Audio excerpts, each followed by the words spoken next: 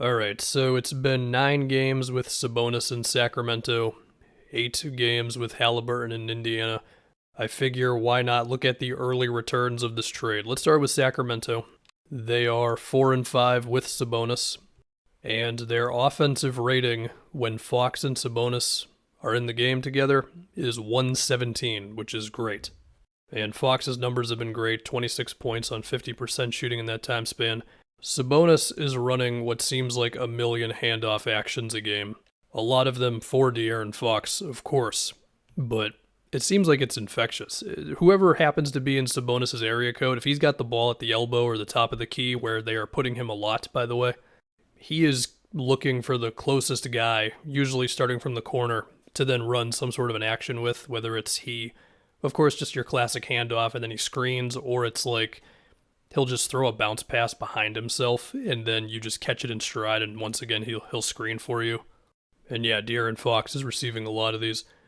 Something else I've seen is that the Kings have gotten pretty good already at cutting off of Sabonis actions. There's one thing that Fox and Sabonis will do sometimes where Fox will bring it up and then he'll just throw it to Sabonis real quick at the wing and then he'll just cut off of that and then Sabonis will find him. Sabonis' passing and his screen setting it's just awakened something in this offense, you know? There was this play against the Pelicans where he was posting up and Brandon Ingram just like kind of fell asleep for a second as Harrison Barnes was at the top of the key and Sabonis threw this perfect like underhanded pass to him and he caught that for a catch and shoot. Sabonis is bringing it up himself a lot of the time off of rebounds. That's another thing. In the last 9 games, the Kings are second in the league in defensive rebound percentage. Also, Fox is now by far the leading touches per game guy and all that on this team.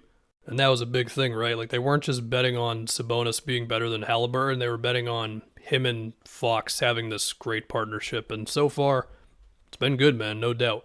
I do want to talk about Sabonis' scoring. We're also going to talk about the Kings' defense. So Sabonis' scoring has been an interesting thing.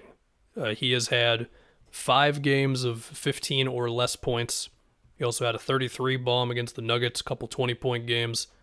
I feel like Sabonis has a bit of that Jokic thing that Jokic had a couple years ago where it's like, listen, man, we love the fact that you are constantly looking for a handoff action with somebody and you're just really unselfish. But sometimes you just got to put your shoulder into somebody. Granted, he did attempt to do that against the Pelicans, and Valanciunas just was really sturdy in defending him in the post. So he was just missing a bunch of hook shots, basically. But he was looking for his shot a lot, and I think that's the big question, because I feel like deep down, Sabonis would love to just run like 100 handoff actions every game. And of course, that's good for DiVincenzo, Davion Mitchell, Harrison Barnes, obviously Fox, Jeremy Lamb, Justin Holiday. But Sabonis can score as well, so hopefully they just remember. Sometimes we just got to feed this dude in the post. As far as the Kings' defense, I think it's been like middle of the road defensive rating since the deal. And the way that they've been using Sabonis defensively has been, I guess, a bit of a mixed bag. When he first showed up, they were in a hard drop, which I thought was just for the sake of simplicity. Since then, against the Spurs, I would say that he was mostly in what I would call an in-between of a hard hedge and a hard drop. Against the Pelicans, he did a lot of that as well, but he also had a stretch, mainly in the third quarter, where they wanted him to trap on CJ screens. And I think Sabonis did a fine job. I think the problem was more so the backline defense after those initial traps. Against the Thunder, when it was SGA, he was also trapping, hard hedging, whatever you technically call it. He was super high up on the screen, but other times it was more of just your comfortable sort of drop, but not too hard of a drop. I think Sabonis has done as good of a job defensively as you can ask. Like, sure, there's going to be times where dudes have a runway and they score around him and it wasn't the most intimidating looking contest. Other times they're going to hit a floater over him. But other times, Sabonis, look, he's a strong dude. He's playing hard defensively. I think he's done his job. And for what it's worth, the 2-player lineup in a very small sample size of Domantas Sabonis and Davion Mitchell does have a defensive rating of like 97. I'm going to guess that the Kings feel good about the move so far. Sabonis has awakened their offense. Defensively, I think he specifically has been fine. And then Fox is having what I would guess is his best stretch of the season. Anyway, we go on to Haliburton, who's played 8 games now with the Pacers. He is leading them in touches. NBA.com says he's running 7 pick and rolls a game. He's definitely running more than that. Honestly, bro, what I would say about Haliburton with the Pacers so far is that they're just letting him cook. They're giving him the ball, they're running screens, they're encouraging him to take step backs and side steps, and the screens are mainly coming from Isaiah Jackson, Goga, and Jalen Smith. He's getting into his floater. That is his preference as opposed to barreling himself inside possession after possession. And as far as the playmaking, I mean, look, you've got lobs to the bigs, you've got skip passes to the corner, you've got possessions where he just throws it up immediately instead of bringing the ball up and wasting like 7 seconds, you know? I think the interesting stuff I've seen is like they'll have Buddy Hield set a down screen for him, so the defense has to defend 2 shooters moving off ball at the same time.